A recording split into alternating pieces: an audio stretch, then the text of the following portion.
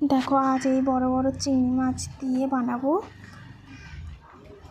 মোচা দিয়ে চিংড়ি।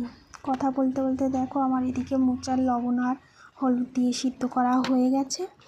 সেটা লাবিয়ে রেখে ওই কড়াইতে তেল দিয়ে আলুটাকে ভালোভাবে মুচমুচে করে ছাঁকা তেলে ভেজে নিলাম। নিয়ে ওই তেলেতে দিয়ে দিলাম চিংড়ি মাছগুলো ভেজে নিয়ে ওই তেলেতে দিয়ে দিলাম পেঁয়াজ ও টমেটো। পেঁয়াজগুলো একটু ভাজা ভাজা হয়ে গেলে দিয়ে দিলাম টমেটোতে দিয়ে দিলাম আদা রসুনের পেস্ট। আদা রসুনটা ভালোভাবে পেঁয়াজের সাথে কষে নিলাম।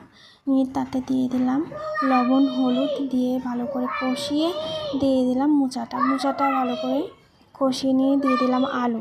তার উপর দিয়ে দিলাম মিট মশলা ও লঙ্কার গুঁড়ো।